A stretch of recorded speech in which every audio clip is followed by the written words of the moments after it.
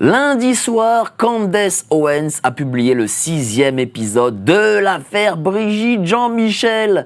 Cette affaire qui fait le tour du monde, mais qu'aucun média subventionné français ne veut aborder.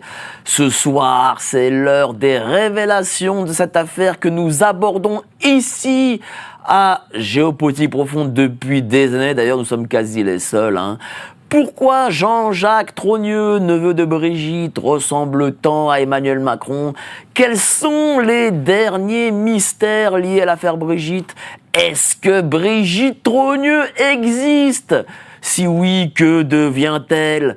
Qui est en réalité Brigitte Macron? À ces questions répondra celui que vous attendez tous, le journaliste star. Le journaliste mondialement connu, même aux États-Unis. Le plus grand, le meilleur, il est en exclu, en France, pour Géopolitique Profonde. Xavier Poussard. Allez, générique!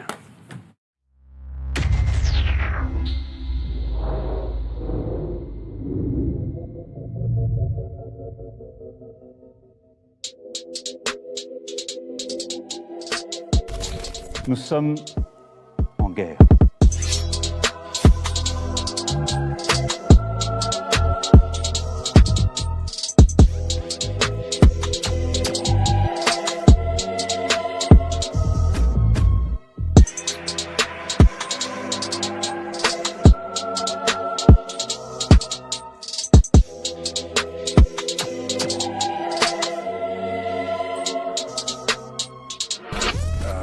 Il ne faut pas avoir peur.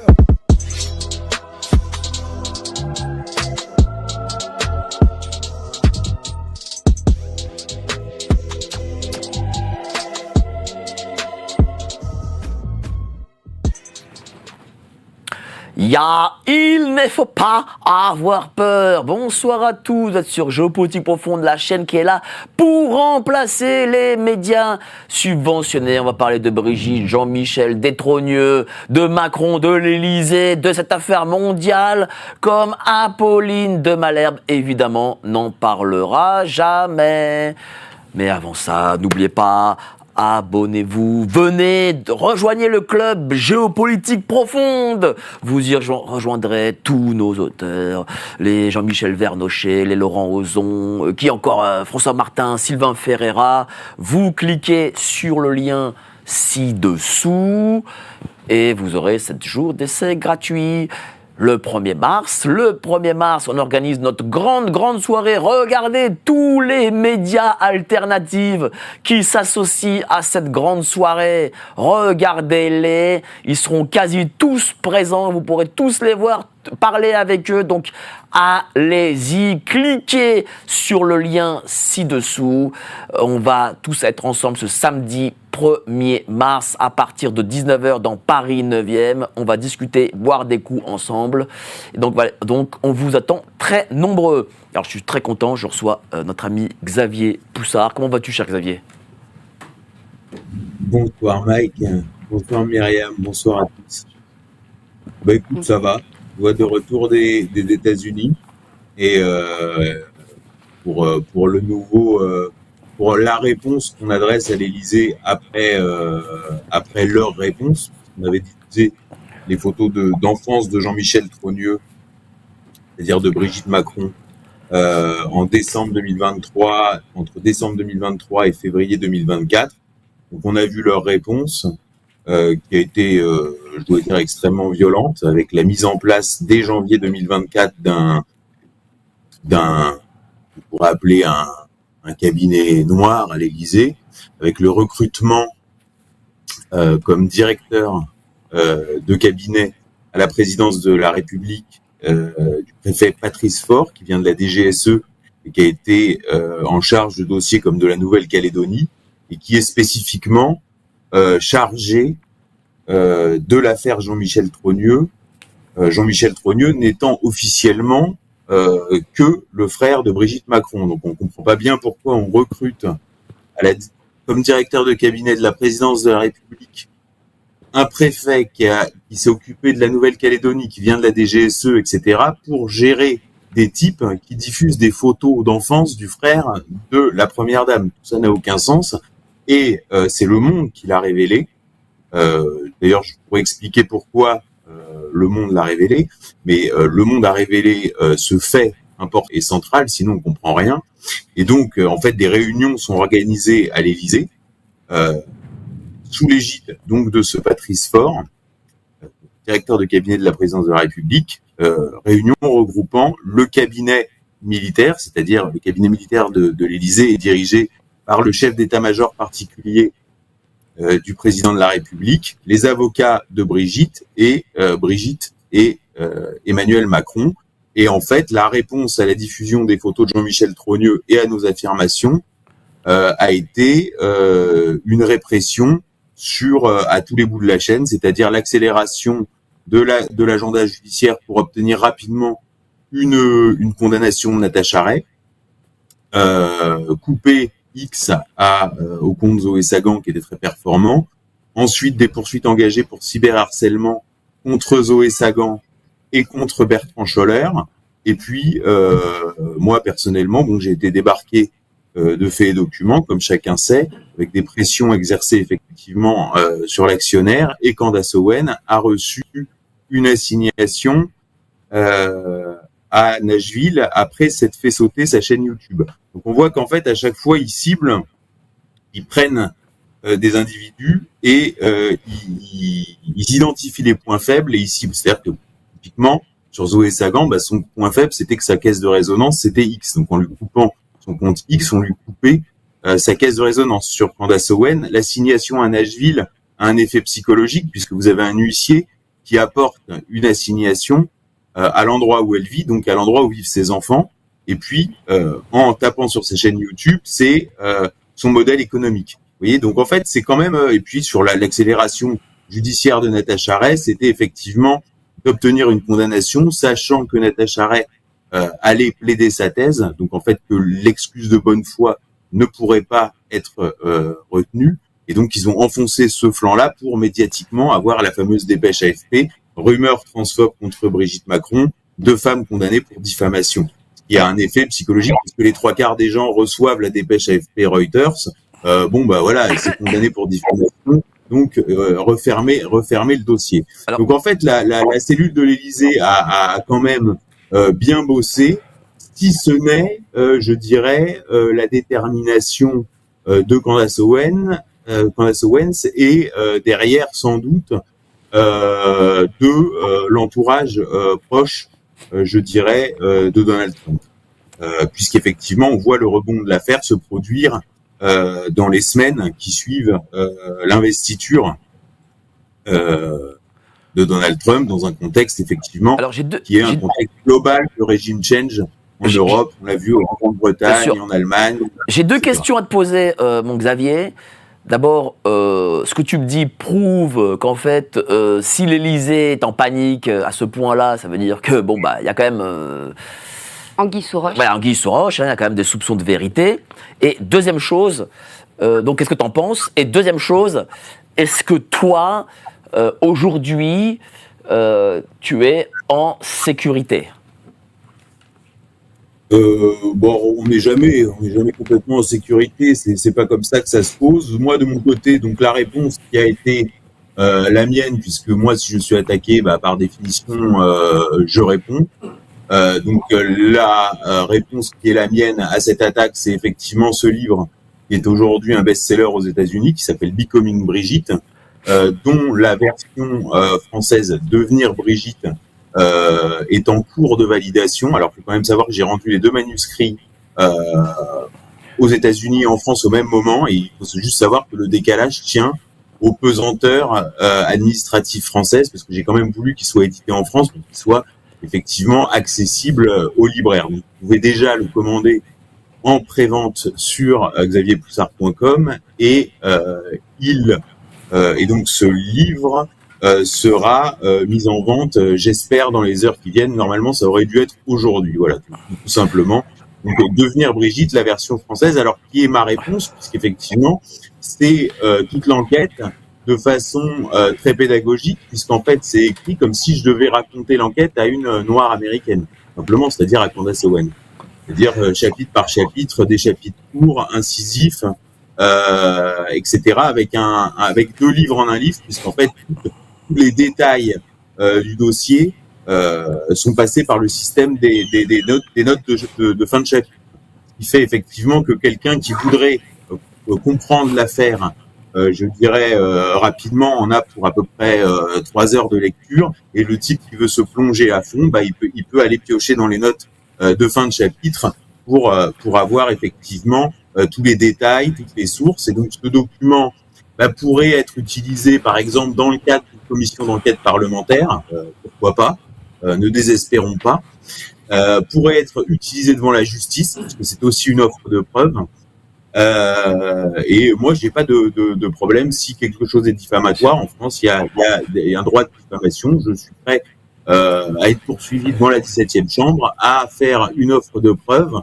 Mais cela dit, je ne vois pas pourquoi je serais placé en garde à vue, pourquoi je serais incarcéré dans le cadre d'un procès de presse devant la 17e chambre. Je précise d'ailleurs que le fait que l'information soit sortie dans le monde, il faut bien comprendre que c'est un vrai coup de canif que donne le monde au Macron. C'est un vrai caillou dans la chaussure, puisque comme je le dis, cet article peut être brandi par les avocats et de Zoé Sagan et de Natacha Ray comme une intervention de l'exécutif sur le judiciaire, puisque en France, selon la mythologie républicaine issue de Montesquieu, il y a une séparation, ce qu'on appelle une séparation des pouvoirs. Si Brigitte Macron se sent cyberharcelée ou diffamée en tant que personne, elle a tout à fait le droit de porter plainte. Mais si on mobilise les moyens de la République,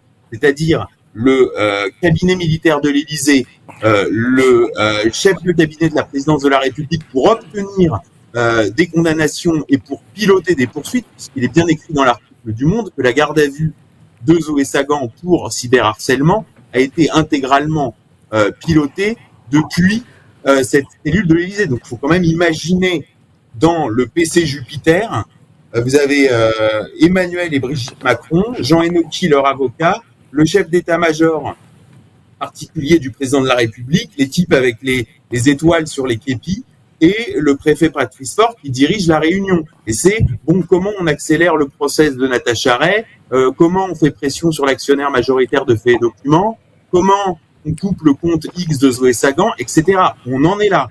Donc, c'est quand même la question, c'est ce que je dis aux gens. Je leur dis, parce que beaucoup de gens me disent, mais enfin, est-ce que c'est très sérieux?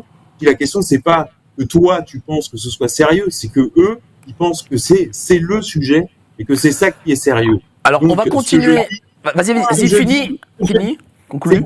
Ce livre est aussi une offre de preuve que je suis prêt à présenter devant la justice, et je dis que le Monde, faut voir pourquoi ça vient du Monde, parce que il faut se rappeler que la journaliste donc qui écrit l'article, c'est Ariane Chemin. En fait, l'article est co-signé, il s'inscrit dans une série plus large sur le règne d'Emmanuel Macron et sa pratique du pouvoir. Il est signé par 3 journalistes du Monde. Ça s'appelle Le Président et son double. Et cet épisode de cette série du Monde, parce que finalement sur les Macron, tout le monde a envie de faire des séries, de Candace Owen jusqu'au Monde. En fait, on sait pas trop par où prendre le goût. Donc on est tenté de faire une série. C'est une saga. Il y a quelque chose, on en fera plus tard, c'est ce que j'ai dit chez Candace Owen, on en fera plus tard des films. Donc pourquoi Ariane Chemin, puisque c'est elle qui écrit cette partie de la série, va jusque-là, c'est-à-dire qu'elle fait en vérité tomber, si les avocats de Zoé Sagan et de Natacha Ray sont bons, elle fait tomber la stratégie de l'Élysée, parce qu'il faut se rappeler qu'Ariane Chemin et son patron, Monsieur Louis Dreyfus, le patron des rédactions du groupe Le Monde, avait été entendu par la DGSI suite aux révélations du Monde dans le cadre de l'affaire Benalla. Donc en fait, on est quand même face à une dérive extrêmement violente d'un pouvoir qui se sait fragile, d'un détournement des moyens de l'État à des fins de répression sur des questions relatives à la vie privée du couple présidentiel, qui cache effectivement ce qu'on appelle une affaire d'État, un mensonge d'État. Et donc, voilà. tu me demandais. On va en revenir. La sécurité, voilà où on en est aujourd'hui. Voilà, c'est Je ça te remercie, cher Xavier. On va revenir à l'interview. C'est ce livre, Vas-y.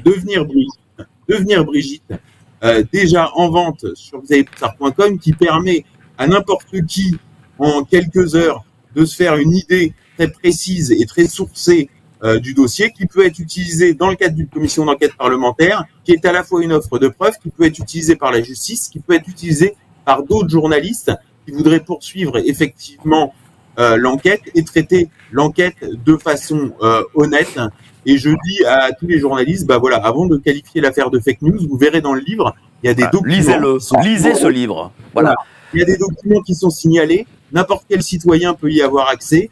Il y a des documents publiés, des documents signalés auxquels tous les citoyens peuvent avoir accès, que l'Élysée refuse de donner. La question des photos, par exemple, de jeunesse de Brigitte Fournier n'est pas une question. Est-ce que c'est de la vie privée ou pas? Non, il y a un cadre légal. Moi, j'ai des décisions de justice puisque j'ai fait 4 procédures devant ce qu'on appelle la commission d'accès aux documents administratifs, qui est un organisme chargé de statuer des litiges entre les Français et leur administration. Et je dirais 3 fois et demi, la commission d'accès aux documents administratifs m'a donné raison. Et sur certains documents, les administrations se sont assis sur les décisions de la commission d'accès aux documents administratifs. Donc ce que je dis, c'est que ce livre est vraiment ma réponse à la stratégie qui a été mise en place par l'Élysée à partir de janvier 2024 et qui a conduit à une vague de répression. Merci, cher Xavier.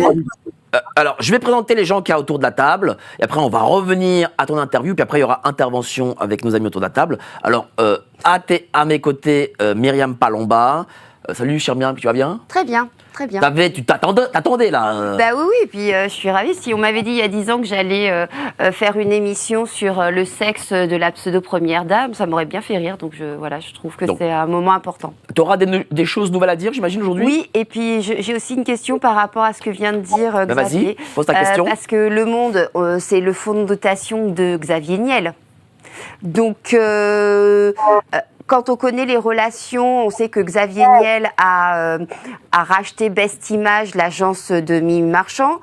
Est-ce que c'est aussi une façon de dévoiler l'existence de cette cellule, de faire un peu pression, ou moi je ne connais pas la journaliste dont tu as parlé, où elle fait ça de façon totalement indépendante, ce qui quand même me semble étrange.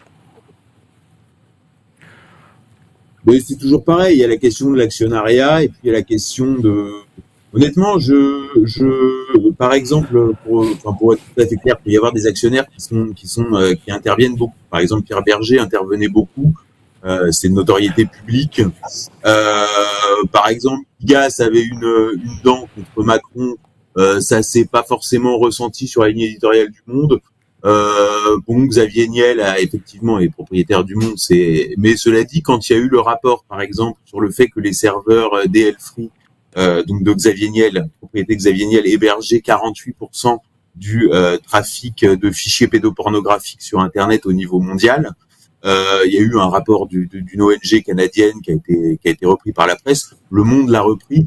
Moi, je vois quand même que Le Monde, sous la direction de Louis Dreyfus, a quand même été à la manœuvre sur l'affaire du Hamel, qui a ébranlé et Sciences Po, et Le Siècle, et l'Institut Montaigne. Voilà. Ensuite, on peut discuter de la ligne éditoriale. C'est pas la question. Mais je pense pas que la direction du Monde soit foncièrement malhonnête. Je pense que les Macron en ont agacé plus d'un. Que c'est pas normal que le directeur d'un journal et une journaliste soient convoqués à la DGSI pour avoir sorti une affaire sur le garde du corps du couple présidentiel. Et je pense que les Macron se sont attirés tellement d'inimitié dans toutes les strates de la société que ça vaut quand même le coup de pousser, parce que je le dis, le jour où la chute commencera, tout le monde s'y mettra. C'est-à-dire que voilà. Et donc en fait, l'idée, c'est effectivement, moi, l'idée que j'ai derrière la tête depuis le début, c'est de créer les conditions d'une ouverture de la boîte de Pandore. Merci, cher Xavier. Dis-moi, on va passer par le début. Voilà, on va venir maintenant sur l'affaire. Comment ça t'est venu d'enquêter sur le couple Macron? J'ai déjà raconté ça à plusieurs reprises. C'est-à-dire que moi, je fais des biographies. ça me vient pas à l'idée de raconter n'importe quoi sur les gens. Moi, je fais ce qu'il y a, voilà. Cela dit, moi, quand je lisais les papiers ou les choses sur Brigitte Macron, il y avait un côté toc. Si tu veux, c'est comme quand tu fais beaucoup de portraits. Après, tu lis des portraits de presse, tu lis des livres biographiques. C'était un peu comme, tu sais, tu sais, quand tu fais des brocantes, tu sais, à 5 heures du matin, tu déballes ton stand et il y a les marchands qui passent avec leur lampe de poche, ils voient tout de suite sur un stand ce qui est de la drouille ou ce qui est de la valeur, quoi. Et là, quand tu lisais les livres sur Brigitte Macron, non seulement il y avait beaucoup de choses qui étaient contradictoires, qui semblaient être réécrites, et en plus, ça semblait vraiment toc, avec des éléments de langage. Par exemple, Laurence Auzière qui est dans la classe d'Emmanuel Macron, et elle revient et elle dit à sa mère, il y a un fou qui sait tout sur tout. Je dis, mais c'est quoi? Et cette phrase était racontée dans tous les articles, le fou qui sait tout sur tout. Enfin, je veux dire, c'est un slogan publicitaire, c'est il est fou à Flelou, quoi. C'est pas une biographie, c'est un truc qui sort d'agence de com. Et des éléments de langage. Enfin, tout semblait être des éléments de langage. Le coup de tous les lycéens était amoureux d'elle. C'est-à-dire qu'au début, il y avait effectivement pas les photos de Brigitte Macron quand elle était prof, et on nous racontait partout. Bah tiens, on va montrer une photo quand elle était prof, tiens. On va montrer une photo et voir si les jeunes étaient amoureux d'elle, tu vois, s'ils étaient émoustillés en voyant Brigitte Macron prof. Tiens, on va en montrer une. Le sosie de Claudia Schiffer. Voilà. Non, quand elle était prof. Voilà, c'est ça, parce qu'on disait, oui, c'était une pin-up en mini-jupe. C'était une pin-up en mini-jupe. Voilà. Voilà celle-là. Alors, on va voir la pin-up. Voilà celle-là. Alors là, bon. Voilà. Moi, je veux pas de... On va montrer cette fois-là. Alors celle-là, elle est importante. Tu vas voir pourquoi. Mais je veux pas donner l'impression de s'acharner sur le physique, parce que voilà. Mais en même temps, une fois qu'on a expliqué aux journalistes que effectivement tous les lycéens étaient amoureux d'elle parce que c'était une pin-up en mini-jupe, hein, surtout que ça cache quand même que c'est une rencontre qui a lieu quand il a 14 ans, quoi. Donc moi je sais pas si vous avez des enfants qui sont adolescents et que vous les retrouvez chez un individu de ce type. Enfin, je sais pas, moi, je sais pas quelle peut être la réaction. Ce qui est étonnant, c'est que visiblement de ce qu'on en sait, il n'y a pas eu de signalement au niveau de l'établissement, et que au sein des établissements dépendants je dirais des jésuites, Brigitte Macron, par la suite, est grimpée, elle a fini à Saint-Louis-de-Gonzague, à Gonzague. Voilà, à Saint-Louis-de-Gonzague, qui est un des établissements les plus prestigieux de Paris. Et sans le diplôme. Sans CAFEP et sans CAPES, selon Sylvie Baumel, qui est la journaliste pas du tout malveillante envers Brigitte, qui a le plus travaillé sur l'affaire. Donc, qui est une des journalistes qui a le plus travaillé sur l'affaire. Donc, en fait, il y a quand même des choses qui mériteraient d'être éclaircies. De toute façon, il y a beaucoup de points qui mériteraient d'être éclaircis. Est-ce que l'on sait quand est-ce qu'il y a eu consommation entre le président de la République et Brigitte Macron? Mais alors ça, je voudrais être très clair là-dessus.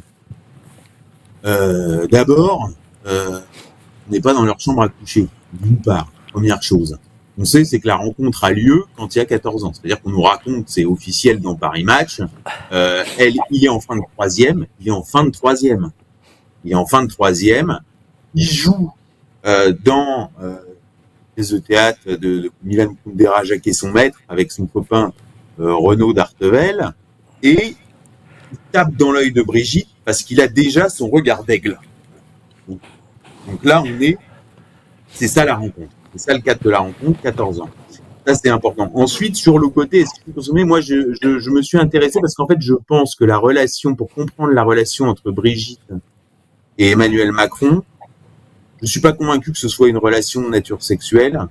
De toute façon, j'en sais rien, mais ça me fait penser beaucoup à la relation entre Amanda Lear, Alain-Philippe Malagnac et un écrivain pédophile revendiqué qui s'appelait Roger Perfit. Alors l'histoire est simple, en fait Roger Perfit donc était un vieil écrivain pédophile revendiqué, avait connu Alain-Philippe Malagnac quand il avait 12 ans, d'accord. Alain-Philippe Malagnac était devenu son amant, Et ensuite, Roger Perfit avait adopté son amant. Donc en fait, d'amant à partir de 12 ans, il était devenu son fils. Et ensuite, Roger Perfit avait marié Alain-Philippe Malagnac à Amanda Lear à Las Vegas. Donc Amanda Lear était devenue, pour ainsi dire, sa belle-fille. Vous voyez, donc on est dans quelque chose d'assez spécial. C'est ça que je veux dire, c'est que c'est ce monde trans qui est assez interlope et en même temps assez qui touche à la fois à l'élite et au bas-fond. Hein, on est vraiment dans cette ambiance-là. Et il faut savoir que quand Roger Perfit est mort, 3 semaines après, Alain Malagnac a péri dans l'incendie du mât de la résidence d'Amanda Lear, alors qu'Amanda Lear n'était pas là. Et beaucoup se sont interrogés. D'ailleurs, un des intervenants dans une des émissions qui avait appartenu au cabinet noir d'Yves Bertrand avait enquêté sur la mort d'Alain-Philippe Malagnac dans cet incendie, en s'interrogeant de savoir si c'était un incendie d'origine criminelle. D'ailleurs, là, on revient sur le fameux cabinet noir. C'est-à-dire pourquoi, à un moment donné, le cabinet noir d'Yves Bertrand avait été amené à s'intéresser à l'incendie du mât d'Amanda Lear. Voilà, c'est ces questions-là qu'il faut se poser, et c'est cette relation-là. D'ailleurs, Amanda Lear a été avec Salvador Dali, et c'était pas une relation de nature sexuelle. Donc voilà, de toute façon, on n'est pas dans leur chambre à coucher. Pour avoir échangé avec des gens qui ont travaillé sur la question trans ou avec des trans, c'est très très compliqué en fait. Faut quand même. Est-ce qu'en plus trans, ça veut dire quoi? Est-ce qu'elle est opérée, pas opérée? Il y a plein de choses qu'on ne sait pas. Voilà, faut être honnête, sérieux. Mais est-ce que le côté de la transsexualité, est-ce que c'est quelque chose qui t'a tout de suite... En fait, voilà, au début, tu as vu que dans le bio, il y a quelque chose qui n'allait pas. Mais tu t'es pas tout de suite dit, Brigitte, c'est Jean-Michel, tout ça. J'imagine que c'était pas ça le cheminement. Non. À quel moment ça t'est venu? Tu te dis, ça pue. Tu vois, tu cherches une porte, comment aborder le truc. Ensuite, arrive Natacha Ray, qui elle a une thèse, si tu veux, clé en main. C'est-à-dire Brigitte, c'est Jean-Michel, et ensuite elle a développé tout un scénario autour qui va s'avérer faux.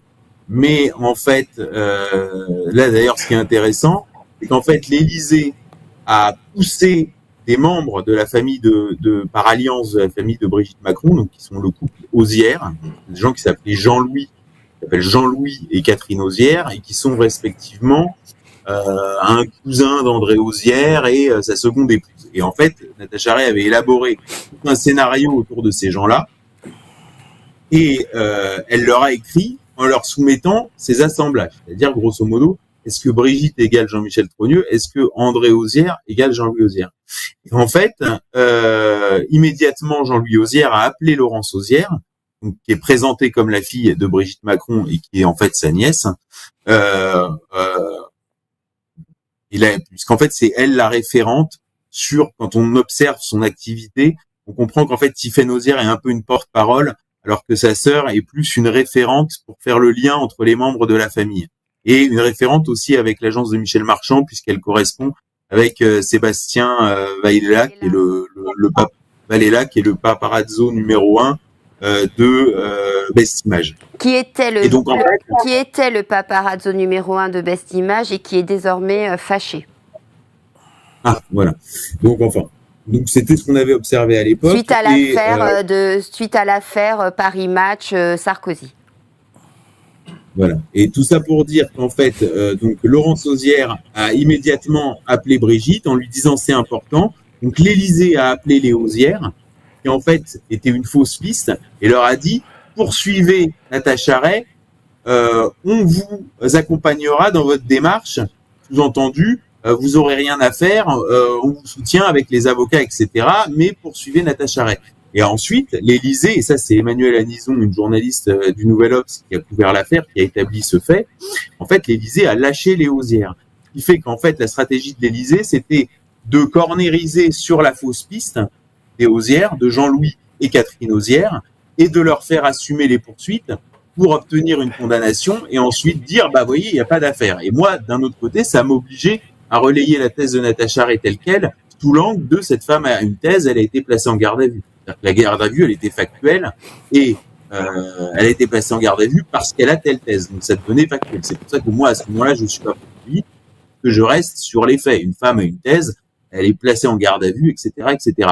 Mais c'était bien joué de la part des Macron de cornériser en fait Natacha Ray sur la partie fausse de sa thèse, puisqu'en fait ensuite sur le procès Trogneux, ils ont mis beaucoup de temps à délivrer l'assignation, et sur le procès Hozière, on voit que les Hozières ont été capables de fournir des documents permettant d'attester qu'il y avait effectivement eu diffamation, c'est-à-dire que André Hozière n'était pas Jean-Louis Hozière et que Catherine Audoin était une femme extérieure à cette affaire, alors que sur le procès Trogneux, on voit bien que c'est vraiment la misère qu'ils ont fourni en termes de documents, puisque les seuls documents qu'ils ont fournis, c'est des documents donc sans matériel photographique, alors que la question, c'est évidemment le matériel photographique. D'ailleurs, dans l'article du Monde, il est bien écrit en matière de risque réputationnel, le plus important, ce sont les photos. Donc, en fait, ce qu'ils ne veulent pas, c'est les photos. D'ailleurs, c'est pour ça que l'enquête que j'ai menée, s'apparente en fait à une sorte. C'est bizarre parce qu'en fait, c'est une sorte de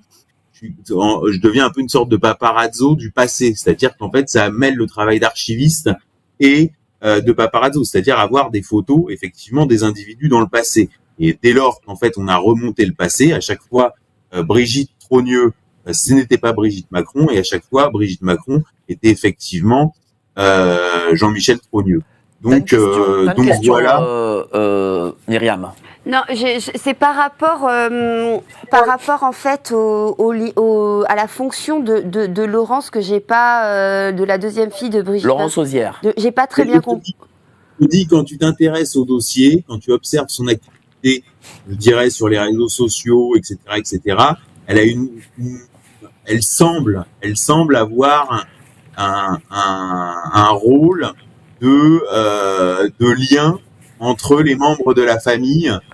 Précisément puisqu'en fait on est essentiellement sur un secret de famille, et donc en fait elle semble avoir une sorte de rôle de pivot entre les différents membres de la famille en termes d'information.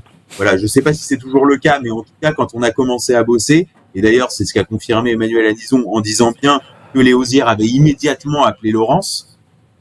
Les Hozières ont immédiatement appelé Laurence, et c'est Laurence qui les a redirigés vers Brigitte. Donc en fait, ce rôle de pivot à l'époque est établi, alors que même si elle est plus discrète médiatiquement, tandis que effectivement Tiphaine, elle avait en tout cas un rôle de pare-feu médiatique, puisqu'elle à chaque fois elle montait au créneau pour défendre Brigitte Macron. Voilà, elle est longtemps restée silencieuse sur l'affaire, et finalement elle est un peu sortie du bois à partir de février 2024, mais on voit bien que ça n'a pas duré, puisque c'est immédiatement Emmanuel Macron qui a pris le relais en mars 2024, à l'occasion de la Journée de la Femme, en expliquant que l'affaire Jean-Michel Trogneux, et né officiellement que son beau-frère, était son pire souvenir de président de la République.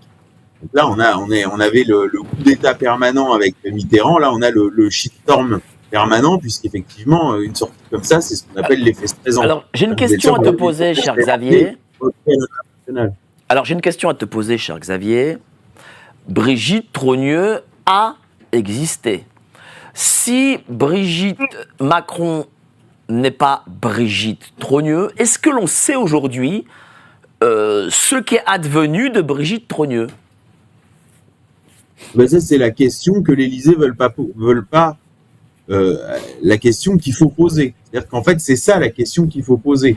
Et c'est pour ça qu'ils cornérisent sur un truc qui est en fait de dire: mais qu'est-ce que vous allez chercher, Jean-Michel Trogneux, c'est un petit gros. Alors nous, on dit, non, regarde, on a des photos de Jean-Michel Trogneux, ça matche jamais avec le petit gros. Ça matche jamais avec le petit gros. Toutes les photos qu'on a, là, on en est à... Moi, à la fin, j'ai fait le compte, on est à 8 photos de Jean-Michel Trogneux qui sont toutes concordantes sur le fait que c'est pas le petit gros. Donc eux, en fait, ils nous disent, alors si c'est pas Jean-Michel Trogneux, c'est qui?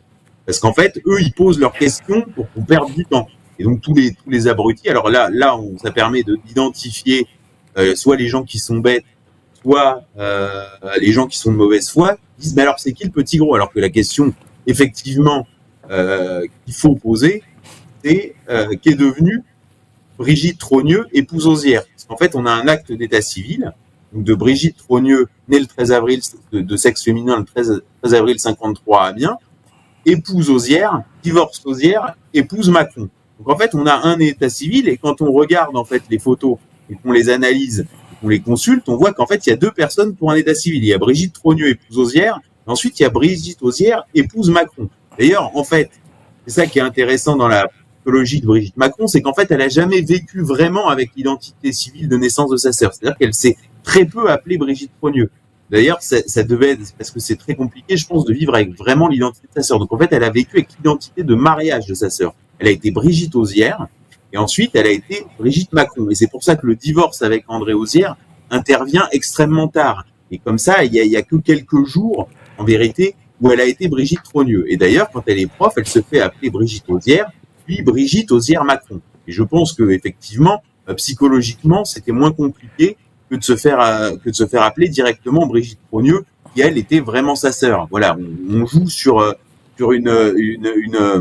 un schéma psychologique qui est extrêmement complexe, mais sur une affaire qui finalement est assez simple et dont les derniers secrets relèvent effectivement du secret de famille, et tout l'enjeu est, encore une fois, je te le dis, d'obtenir une sorte d'ouverture de la boîte de Pandore avec des gens qui puissent effectivement passer à table.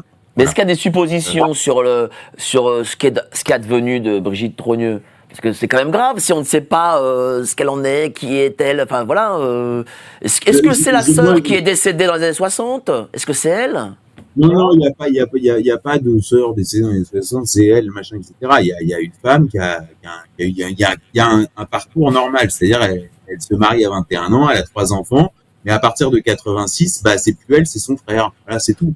Et donc qu'est-ce qui s'est passé? Alors moi j'évoque une hypothèse sous la forme interrogative. Je dis l'histoire est peut-être pas si moche. C'est-à-dire imaginons une femme.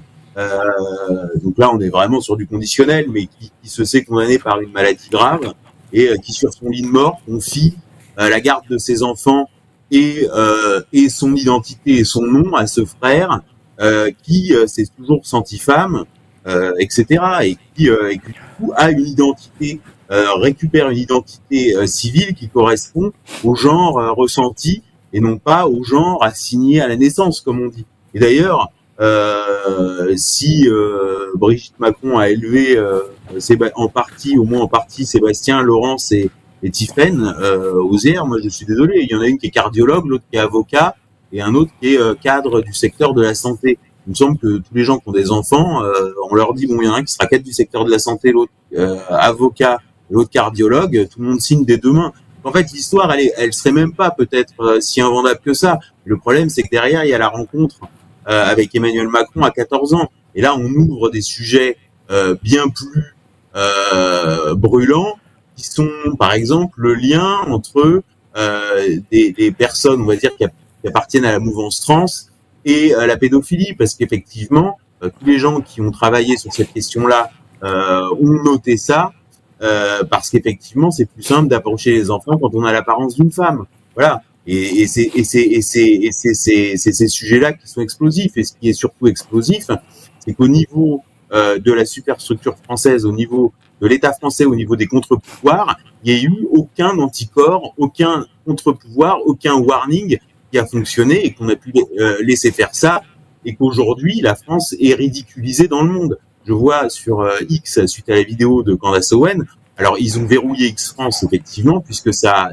traîne pas, comme on dit aux États-Unis, c'est-à-dire que ça monte jamais dans les top tendances générales en France, puisque les réseaux sociaux, enfin X France est en partie contrôlé. Et de toute façon, tout ça est sourcé. Il y a eu des tas d'articles dans la presse qui expliquent que les patrons des réseaux sociaux en France sont reçus à l'Élysée précisément sur ce sujet-là. Donc en fait, c'est déréférencé, mais vous êtes sur des tweets à 15, 20, 30 millions aux États-Unis sur, par exemple, la dernière photo. Tous les Américains se demandent si Brigitte n'est pas le père d'Emmanuel Macron. Alors visiblement, ça semble déranger personne dans les élites françaises. Ah bah c'est les Américains, ils sont devenus fous, ils sont devenus complotistes. Et en fait, on est en train de devenir un pays où toute la terre est devenue folle, c'est-à-dire que tout le monde est devenu fou. Les Russes sont devenus fous parce que les Russes, ils embrayent. Pendant que moi, je fais Candace Owen, les Russes ont offert l'asile politique à Natacha Ray. Il y a eu une importante médiatisation de l'affaire en Russie. Enfin bref, tous les Africains en sont convaincus. Ça, dans le monde arabe, pareil. etc. Mais en fait, il y a qu'en France où, si tu veux, on est encore sain d'esprit, quoi. Alors qu'en vérité, c'est l'inverse. C'est-à-dire que la France est sous cloche. Il y a aucun anticorps au niveau de la superstructure. Myriam a une question à te poser. Commentaire à faire, vas-y.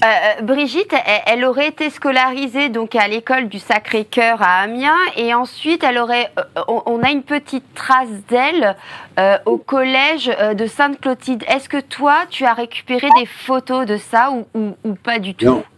Bon, ça, c'est un point technique du dossier que je détaille beaucoup dans le livre. D'abord, en fait, si tu veux, j'ai récupéré, moi, je suis très méthodologique. C'est-à-dire qu'il y avait la question, moi, je pose la question en 2021, je vois leur réponse, ils poursuivent Natacha Ray, je trouve pas leur réponse très convaincante.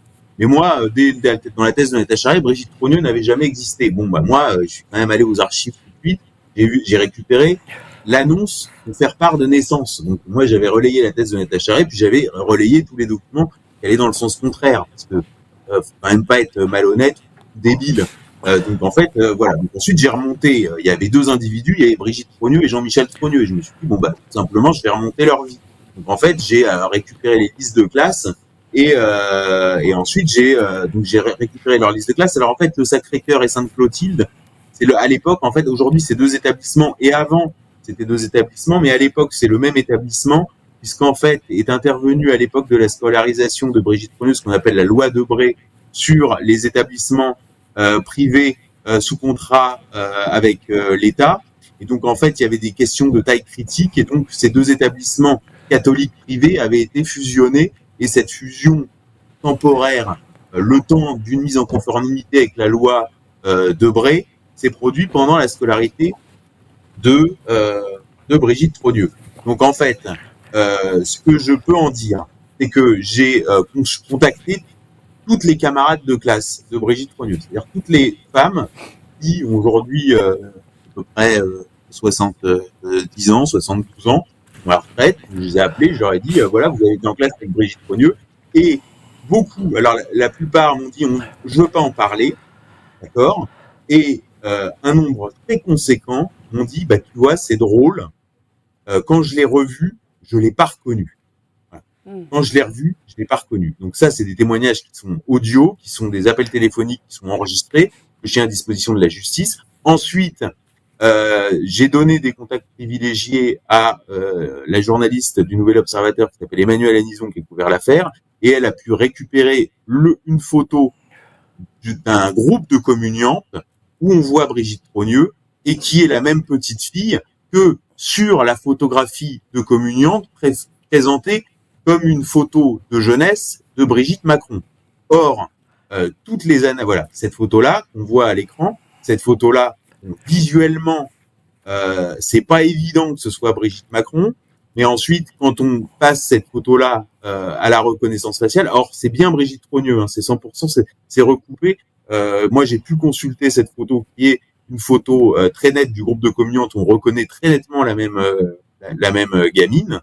Quand on la regarde visuellement, bon, bah, c'est pas évident que ce soit Brigitte Macron, et quand on la passe au logiciel de reconnaissance faciale, c'est quand même un outil performant, puisque c'est l'architecture de tous les systèmes de sécurité de demain. Hein, quand vous ouvrez un compte en banque en ligne, c'est reconnaissance faciale, votre carte d'identité, votre tête, reconnaissance faciale, c'est oui ou c'est non. Quand vous prenez l'avion, vous passez votre passeport, ça scanne votre tête, c'est oui ou c'est non. Bah voilà, bah c'est pas très compliqué. Bah Brigitte Macron, elle peut pas ouvrir le compte en banque en ligne, et elle peut pas prendre l'avion là avec des photos comme ça. Donc ça c'est Brigitte Trogneux et c'est pas Brigitte Macron. Voilà. Donc ce qu'on sait sur la scolarité, c'est qu'ensuite moi j'ai demandé les photos de classe, c'est-à-dire ce qu'on appelle les yardous de Sainte-Clotilde et du Sacré-Cœur. Les établissements refusent de les donner. J'ai saisi la commission d'accès aux documents administratifs. La commission d'accès aux documents administratifs m'a donné raison, expliquant que tout citoyen qui en fait la demande peut avoir accès à ces documents. L'établissement a refusé de se plier à l'avis de la commission d'accès aux documents administratifs. Donc du coup, j'ai saisi un tribunal administratif, mais quand en tant que journaliste ou en tant que citoyen, sans urgence, c'est une procédure qui prend 2 ans. Donc là, c'est repoussé au calendrier grec. Mais cela dit, les avocats, par exemple, de Amandine Roy ou de Natacha Ray, pourraient, sur la base du cadre juridique défini par la commission d'accès aux documents administratifs, obtenir ce qu'on appelle un référé injonction, un référé liberté dans le cadre du procès en appel et pousser la justice à aller elle-même chercher ces documents. Et comme ça, on aurait toutes les photos de la scolarité de Brigitte Trogneux jusqu'en terminale. Et puis comme ça, on verra bien quelle tête elle a et on verra bien si c'est Brigitte Macron. Et moi, la réponse, je la connais déjà. Je te remercie, cher Xavier. On va faire une petite pause de 20 secondes. On va lancer les annonces et on continue après notre conversation. Quand j'étais petit, je lisais dans le rayon BD des grandes surfaces. J'ai pas beaucoup changé. Sauf qu'à présent, je lis la revue mensuelle de Géopolitique Profonde. Qu'y a-t-il dedans ? De l'économie, de la politique et bien sûr nos solutions financières, parce que s'appauvrir arrive très rapidement. On peut vous aider à y voir plus clair dans vos finances. Par contre, pour le reste, il va falloir grandir. Merci à vous d'être si nombreux, plus de 16 000 sur YouTube, sur tous nos réseaux, vous êtes 22 000. Continuez, faites connaître cette affaire, c'est pas les médias mainstream qui la feront connaître. Donc vous, partagez cette interview à tout le monde. On va poser d'autres questions. Là, je sais que là, vous trépignez d'impatience. Et puis, abonnez-vous à fond. Et rejoignez aussi le club Géopolitique Profonde. Voilà, vous cliquez sur le lien ci-dessous. 7 jours d'essai gratuits. N'oubliez pas, la soirée du 1er mars, on sera ultra nombreux. Je pense, d'après ce qu'on m'a dit, je crois qu'on arrêtait les inscriptions d'ici, je crois, samedi. Donc, dépêchez-vous parce que on est ultra blindé et qu'il y aura plus de place, vous ne pourrez plus rentrer malheureusement. Donc vous cliquez aussi sur le lien ci-dessous. Alors on continue cette discussion avec Xavier. Alors il y a aussi une question que tout le monde se pose. Comment expliquer la ressemblance entre Jean-Jacques Trogneux, neveu de Brigitte Macron, et Emmanuel Macron, qui théoriquement ne sont pas liés par le sang? Je n'explique pas, ça fait partie des bizarreries du dossier. D'ailleurs, c'est un dossier qui est très... D'ailleurs, c'est intéressant même au niveau des réactions. C'est-à-dire qu'en fait, vous mettez des assemblages photos devant la tête des gens, vous leur dites, voilà, tu vois, ça c'est Jean-Michel Trogneux, ça c'est Brigitte Macron, le mec fait, ah ok. Donc en fait, il voit que c'est la même personne. Et ensuite, vous mettez Jean-Jacques Trogneux, il y a des micro-trottoirs qui commencent à circuler sur YouTube de gens qui s'amusent à faire ça. Tout le monde dit, mais c'est qui? C'est le frère de Macron? C'est quoi? Donc en fait, on a dit, bah non, c'est le neveu de Brigitte, c'est le fils de Jean-Michel Trogneux qui potentiellement est Brigitte. Donc en fait, les gens dans leur tête font un tour, quoi. C'est-à-dire que là, on est dans ce qu'on appelle le mindfuck, quoi. C'est-à-dire que d'un coup, on passe de Brigitte, c'est un homme, à Brigitte, c'est son père, quoi, grosso modo, dans la tête des gens. Donc en fait, c'est intéressant puisqu'en fait, les gens sont pris d'effroi. Et donc là, sur les réseaux sociaux américains, de toute façon, les Américains, ils en ont rien à foutre, ça les concerne pas. Et eux, ils s'amusent, voilà. C'est pas seulement un it's not just a dude, it's his father, tu vois. Ils en ont rien à foutre, ça buzz à mort aux États-Unis, c'est la folie. Et en fait, ce qu'on voit dans la réaction, c'est qu'en fait, le type voit ça, qui voit ce qu'il a vu, et il dit, ah bah non, mais l'affaire est fausse, parce que c'est pas possible. Alors qu'en fait, c'est lui qui s'est créé lui-même cette déduction-là dans la tête, et qui ensuite se crée lui-même un blocage mental. Donc voilà, moi je dis juste, ça fait partie des bizarreries du dossier. Il y a plein d'autres bizarreries du dossier. La seule photo qu'ils ont été capables de montrer d'André Ozière, c'était son faire-part de décès sur lequel il était chauve en maillot de bain sur une plage. Donc Emmanuel Alizon est allé demander aux Ozière, bah c'est quoi pourquoi il y avait que cette photo-là pour faire part de décès en maillot de bain sur une plage. Et là, on s'est répondre, ah bah c'est parce qu'un jour on s'est mis dans le jardin et on a brûlé toutes ces photos. Voilà. Et alors ensuite, alors ça c'est intéressant pour continuer sur les bizarreries, parce que des bizarreries, il n'y a pas que celle-là, il y en a d'autres. Sur les bizarreries, on nous avait dit, bon bah alors André Ozière, en fait il est mort en hôpital psychiatrique avec sa porte qui était gardée par Benalla. Donc là on imagine Benalla en train à Sainte-Anne, en train de garder la porte du chauve en maillot de bain dans un hôpital psychiatrique, quoi. Donc on est dans un truc déjà assez baroque, et donc finalement Emmanuel Alizon, toujours pareil, est allé enquêter chez les Ozière, et qu'est-ce qu'elle découvre?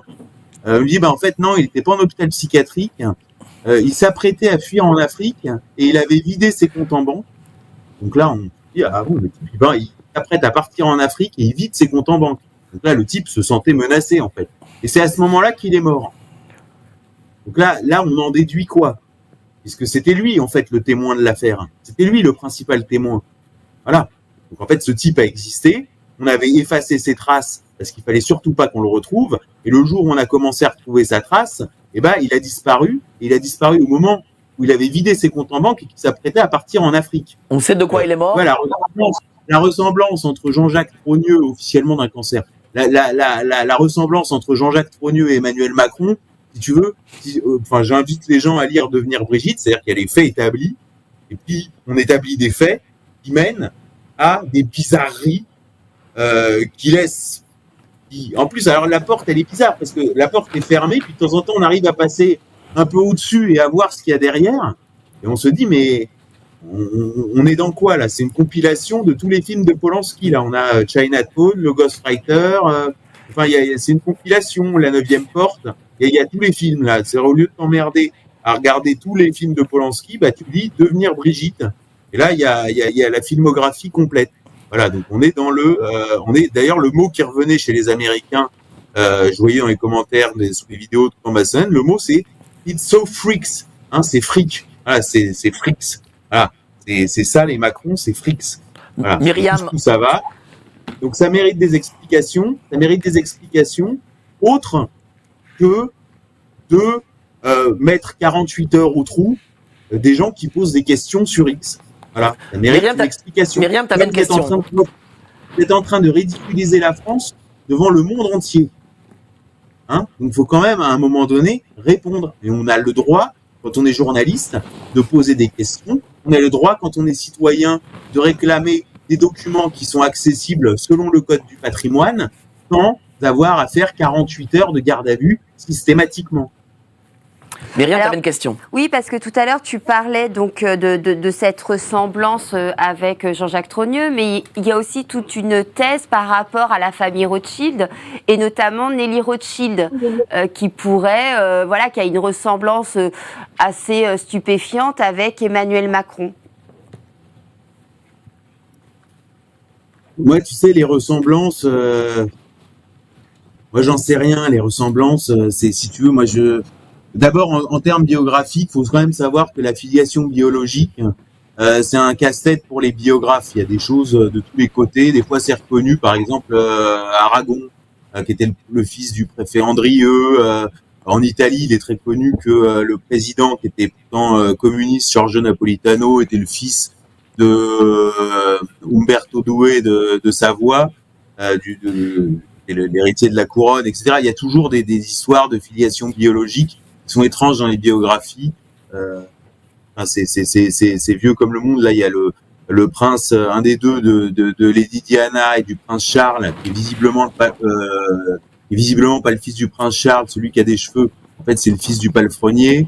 Il y a sur Bill Clinton, sa fille, c'est la fille du maire de leur fief électoral. Et lui, en fait, il a 2 enfants qui sont noirs américains, d'une prostituée noire américaine. Je veux dire, la filiation biologique dans les biographies. Puis ensuite, des fois, c'est le cas du fils d'Alain Delon, là, qui est mort peu avant son père. Oui, qui n'avait jamais été Alain Delon.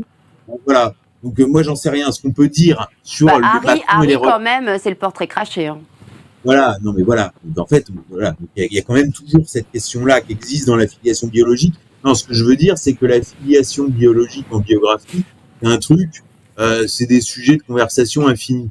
Ensuite, moi, ce que je peux dire, c'est que au niveau de la famille Macron, j'ai rien trouvé d'anormal, sinon qu'il n'y a pas de photo de Macron jeune avec ses enfants, c'est-à-dire qu'on a d'Emmanuel Macron jeune avec ses parents, c'est-à-dire qu'on n'a pas la traditionnelle photo d'Emmanuel Macron avec ses 2 parents et le tricycle.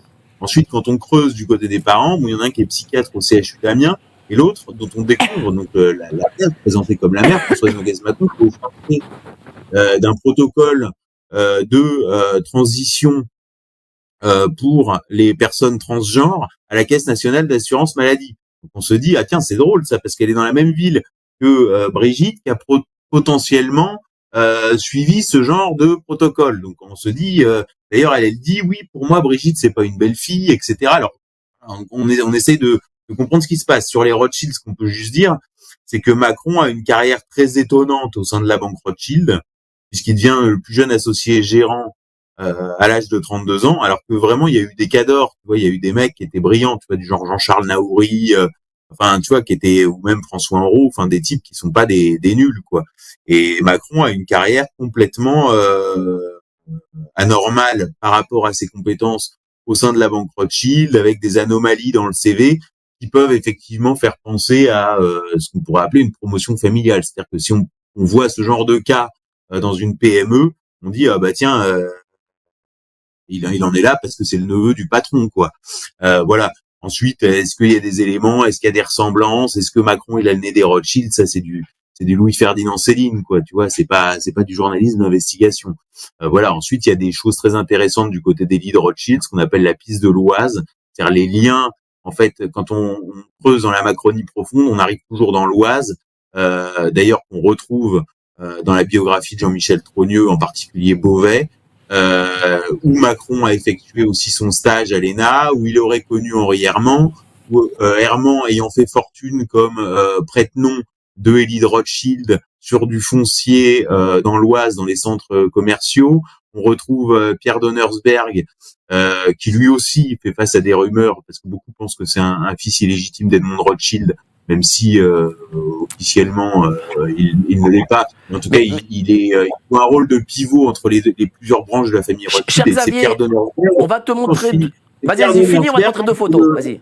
Puis Pierre Donnersberg qui permet à Emmanuel Macron qui dirige une société de courtage en assurance qui s'appelle CIACI Saint-Honoré et qui est une filiale de Edmond Rothschild, et c'est lui qui permet à Macron de financer sa campagne en 2017, et voilà. Donc en fait la piste Rothschild, elle est pas, si tu veux, elle est pas aboutie, mais elle est pas, je veux dire, elle est pas ridicule. Il y a pas rien, mais on peut pas être affirmatif sur quelque chose. Voilà. On va montrer les 2 photos. On va montrer les 2 photos. Voilà, parce que c'est quand même troublant. Regarde là, et puis la deuxième.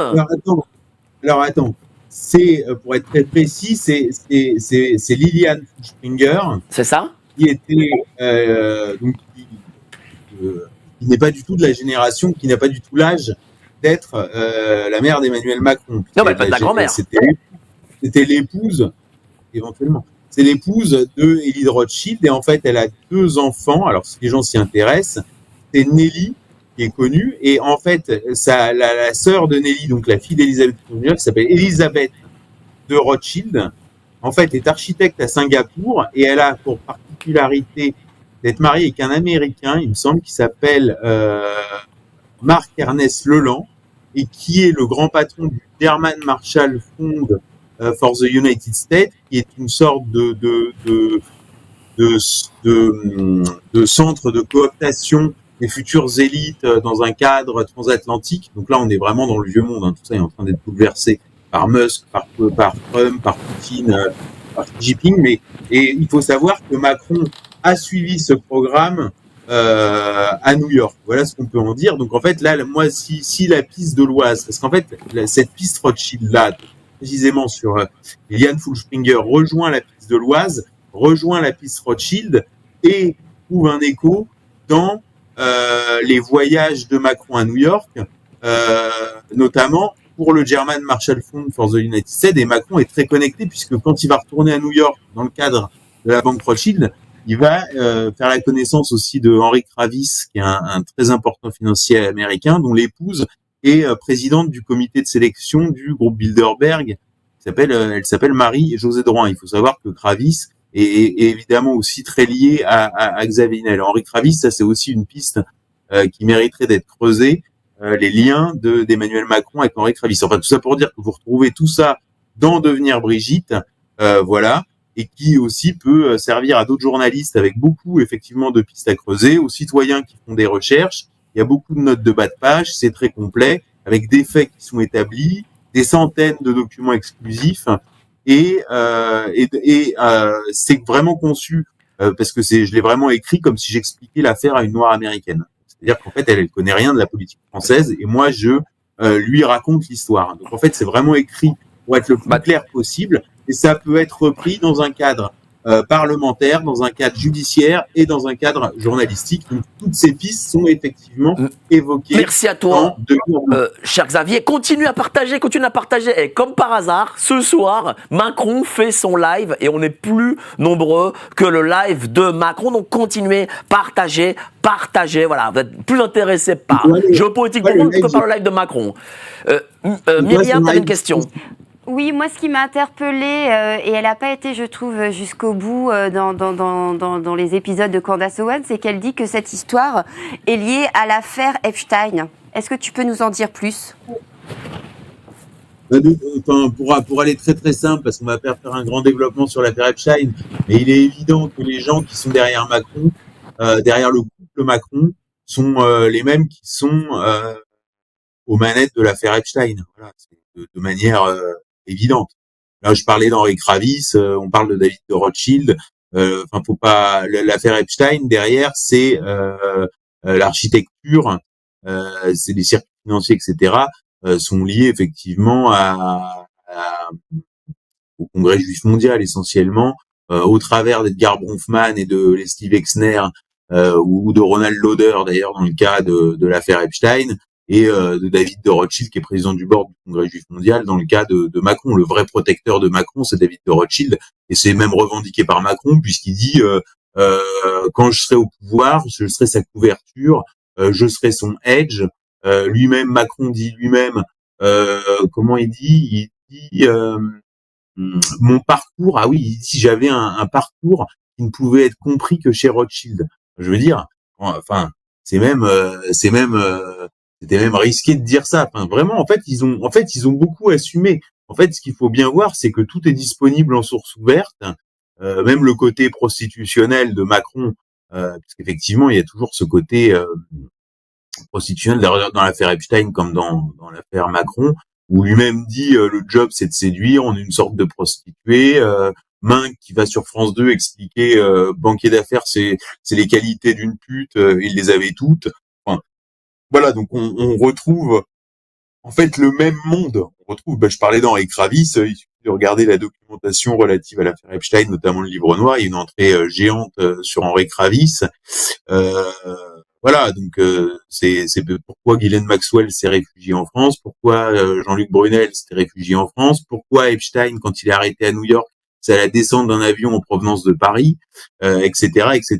Donc, il est évident qu'il y a un volet français de l'affaire Epstein. Il est évident que les réseaux qui gravitent autour des Macron, c'est le même monde. Voilà ce que je veux dire. En fait, c'est que c'est le même monde, c'est le même petit monde, et c'est ce petit monde qui est actuellement, en tout cas, se sent très menacé par la montée en puissance d'un côté des Russes et des Chinois, et de l'autre de l'axe Trump-Musk.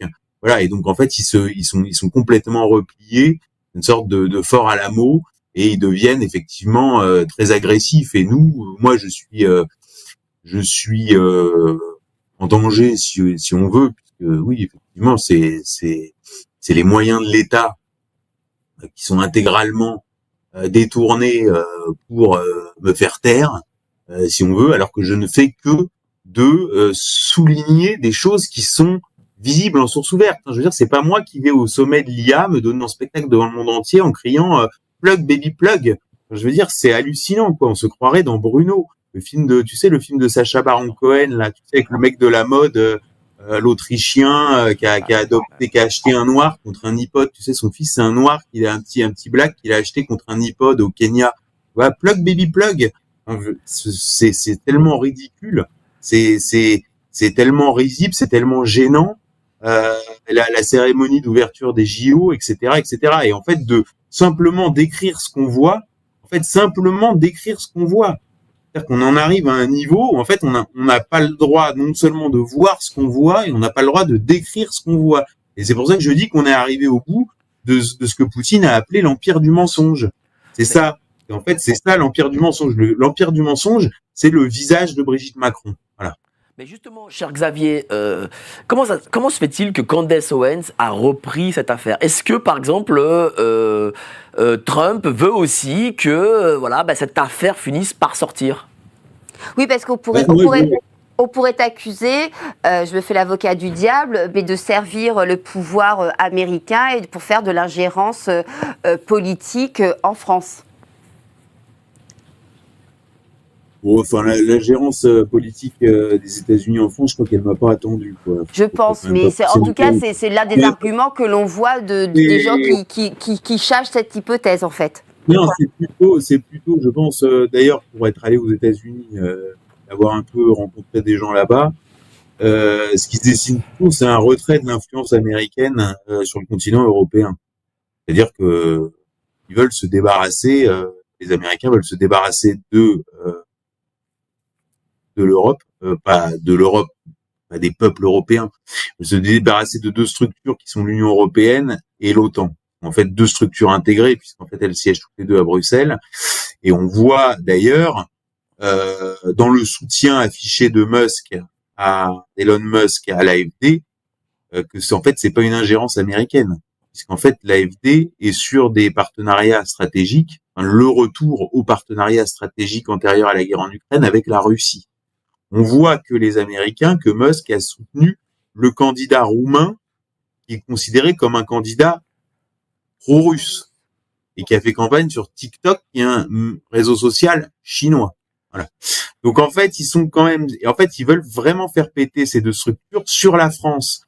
Je dirais que ce qui est étonnant dans les échanges que j'ai pu avoir, c'est de mesurer à quel point ces gens-là étaient francophiles. C'est-à-dire avec une idée quand même que la restauration de la chrétienté en général et du catholicisme en particulier passait par le sauvetage de la France. Voilà. Ensuite, il y a c'est très intéressant d'ailleurs parce que j'ai eu beaucoup de références à la Révolution française, c'est-à-dire que l'idée c'était que la tête de Marie-Antoinette coupée a ressurgi à la cérémonie d'ouverture des JO. C'était comme une sorte de kéros, c'est-à-dire en fait c'est quand même un crime de la Révolution française, c'est l'ouverture d'une séquence historique et en même temps l'idée que peut-être que l'affaire Brigitte Macron était en fait dans une sorte de kéros effectivement une façon de refermer cette parenthèse, puisqu'il y a un écho, même un éditorialiste franc-maçon du journal Marianne avait écrit: c'est dingue cette affaire Brigitte, ça fait penser aux libelles pré-révolutionnaires qui circulaient sur Marie-Antoinette. C'est un peu l'hommage du vice à la vertu. Donc ils sont très francophiles, avec en même temps là pour le coup une vraie admiration pour Bonaparte. Hein, il y a eu dans les contacts que j'ai pu avoir la figure de Bonaparte, et d'ailleurs on le voit dans les publications et de Donald Trump et de son entourage. Par exemple, le général MacGregor a un buste de Napoléon Bonaparte lors de ses interventions dans les médias américains, toujours derrière lui. Donc cette référence à Bonaparte. Donc en fait vraiment une francophilie, je dirais totale, c'est-à-dire la France en tant que pays catholique. Et en tant que, pas seulement pays catholique, le catholicisme c'est la France, c'est ça l'idée, et en même temps un immense respect pour la figure de l'empereur. Donc ça c'est, je tenais à le dire. Aussi concernant le dossier Trump. Bon là il y a beaucoup de fantasmes, mais en vérité ce qu'il faut comprendre c'est que quand vous faites une opération comme ça, vous donnez pas un dossier classifié à des journalistes. Ça n'existe pas. Il y a que Emmanuel Macron qui filme ses échanges avec Vladimir Poutine au téléphone et qui les diffuse ensuite sur France 2 comme si c'était du Jean-Yves Lafesse. Vous voyez, c'est pour ça que c'est plus du tout un interlocuteur crédible nulle part, partout dans le monde. Il est plus du tout crédible pourquoi? Parce qu'il téléphone à Vladimir Poutine, il y a les caméras de France 2 et ensuite il diffuse ça en prime time comme si, je te dis, on était sur Rire et Chanson. Et c'est pas comme ça la vraie vie. Trump, il va pas faire ça. Par contre, tu peux dire à une influenceuse, regarde, en France, il y a un type qui a bossé, là, ça se rapproche beaucoup de ce que j'ai moi. Donc, médiatise-le. Voilà. Et d'ailleurs, je le dis parce que Candace Owens s'en est pas cachée. C'est-à-dire que quand elle a teasé sa série Becoming Brigitte, elle a fait explicitement référence à la panique transatlantique qu'avait causé la découverte du dossier Trump à Mar-a-Lago. Et pour rester sur ce qui est en source ouverte, j'aime pas dévoiler des conversations privées ou faire du off, mais puisque Candace Owens en a parlé publiquement, en fait, ils ont identifié deux acteurs sur ce dossier-là, moi-même, et l'autre acteur, c'est effectivement Alexandre Benalla, qu'il voudrait faire passer à table. Donc voilà, la balle est Il pense que effectivement. Benalla pourrait être l'amant, par exemple, de Macron. Ça peut être leur Non, thèse. c'est pas ça. C'est médiatisé. C'est-à-dire effectivement que Alexandre Benalla aille aux États-Unis, qui se mette face à un journaliste américain, soit Candace Owen, puisque c'est elle qui est en charge de ce dossier. D'ailleurs, c'est là où c'est très intelligent, parce que Candace Owen, c'est très bon, parce que c'est un dossier qui doit être porté par des femmes. Le dossier Brigitte, c'est pour ça que c'est Natacha Charest, c'est pour ça que etc. Et c'est très intelligent que ce soit Candace Owen, parce que si ça avait été je sais pas quel, Joe Rogan par exemple, c'est compliqué pour un homme de porter ce dossier-là, parce que si je dis Brigitte c'est un homme, moi je suis beaucoup plus masculin. C'est un dossier weiningerien, c'est-à-dire qu'est-ce que c'est que le masculin, qu'est-ce que c'est le féminin. Et il faut prendre ça comme une gamme en fait, c'est pas un 1, 0 ou 1, c'est 0, et en fait moi si je dis Brigitte est un homme, Brigitte c'est une femme par rapport à moi. Alors que si une femme dit Brigitte c'est un homme, et Brigitte c'est effectivement un homme par rapport à une femme. Voilà. Et donc c'est pour ça que Natacha Charest c'était bien, c'est pour ça qu'aujourd'hui Candace Owen c'est mieux, et voilà. Et donc on voit que c'est vraiment coordonné. Voilà. Ensuite on déclassifie pas des informations classifiées avec des youtubeuses sur internet. Évidemment. Non, mais alors attends, tu diras après. Alors cher Xavier, on a quelque chose à montrer, un micro-trottoir que l'on a fait en France. Et on va le commenter, voilà, montrer ces 2 minutes, allez-y, sur GPTV Investigation. On a demandé aux gens, aux Français, voilà, ce qu'ils pensaient de l'affaire Brigitte. Allez-y. Alors, j'en ai pas spécialement entendu parler. En revanche, je pense que la rumeur peut être très destructrice sur que ce soit Madame Macron ou n'importe qui d'autre personne.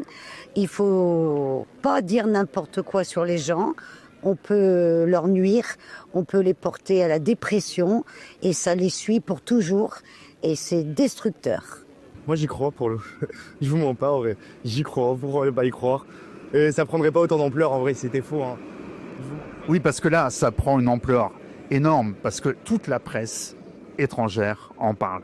Il y a même une série de documentaires de Candace Owen qui fait le buzz sur YouTube. C'est arrivé jusqu'aux États-Unis en vrai, je pense pas que ce serait pour rien. En plus, elle a sorti plein de preuves, Candace, si je dis pas de conneries. J'avais bien vu quelques minutes, quelques extraits aussi. Je vous mens pas, moi j'y ai cru. Franchement, j'y crois pas trop. C'est vrai que de tout ce qu'on raconte sur les réseaux, faut apprendre à en laisser, franchement, et savoir si vraiment c'est vrai. Faut vraiment des bonnes preuves. Mais moi, franchement, non, j'y crois pas. Vous y croyez, vous? Non, pas du tout non plus. C'est vrai qu'avec l'ère des IA, en trafiquant des vidéos, on peut faire croire un peu ce qu'on veut en plus. Personnellement, oui, je pense que c'est un homme. Comment ça? C'est un homme qui est né avec un sexe d'homme et qui a voulu se féminiser. Il a peut-être trouvé que le monde de la femme était peut-être plus joli, plus fleuri, plus parfumé.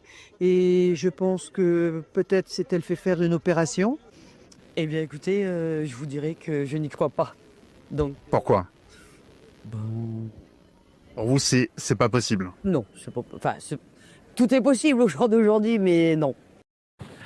Alors, vous avez vu ce petit reportage, extrait du reportage, allez sur GPTV Investigation, vous verrez le reportage en son ensemble, vous verrez quelques perles. Dis-moi, cher Xavier, qu'est-ce que tu penses de ces réponses de Français? Ça traduit en fait une sorte de no man's land médiatique dans lequel on se trouve, où on voit que les gens sont un peu perdus, quoi. C'est-à-dire que d'un côté, le type dit avec les IA on peut trafiquer des trucs, ce qui est pas faux, mais avec les IA on peut aussi découvrir la vérité. L'IA c'est un support. Enfin, on voit bien qu'en fait il y a beaucoup de confusion. Puisqu'en fait, je pense que au niveau médiatique, en fait, ce qu'on vit, c'est vraiment, je pense que l'intelligence artificielle, là, pour rester là-dessus, c'est intéressant. C'est du niveau de l'imprimerie, quoi. C'est-à-dire qu'en fait, c'est une rupture. On va changer d'époque. C'est-à-dire que c'est comme au moment de quand il y a la réforme protestante qui arrive en même temps que l'imprimerie. Là, on ouvre une autre époque. Et en fait, on sort de la modernité. Et en fait, il y a un rapport aux médias qui est complètement explosé. Et on voit qu'en fait, là, on voit que des gens qui ne s'informent pas de la même façon. Voilà, c'est ça qu'on voit. Moi, ce que je dis simplement, je dis, bon, voilà, il y a un type qui a enquêté sur l'affaire. Il sort un livre. Le truc, c'est un best-seller aux États-Unis. Voilà, lisez-le, faites-vous votre opinion. Moi, je cherche pas à convaincre, je cherche à comprendre. J'ai analysé, consulté, cherché des centaines de documents. J'ai engagé moi-même des procédures. Il y a tous les documents dans le livre. Il y a toutes les indications pour trouver les documents qu'il n'y a pas. Donc c'est très complet, c'est une vraie biographie de Brigitte Macron et je laisse aux gens donc lisez Devenir Brigitte, offrez-le, lisez-le, offrez-le et faites-vous votre opinion et voilà. Moi d'ailleurs je suis très content parce que sur Becoming Brigitte, sur la version anglaise sur Amazon, donc qui est vraiment un best-seller aux États-Unis, hein, les chiffres de vente sont très très très impressionnants. Il y a un bouche à oreille qui se crée et surtout on voit sur les commentaires Amazon qu'on n'a quand même pas affaire à des abrutis, c'est-à-dire des gens, on voit que les gens ont vraiment fait l'effort de lire le livre aux États-Unis et ça j'étais très fier, c'est qu'ils saluent tous la clarté du livre et la qualité d'écriture. Et donc là j'en profite pour remercier vraiment mon traducteur que j'ai fait bosser. Vraiment, on a vraiment bossé à toute vitesse, qui a vraiment été très efficace.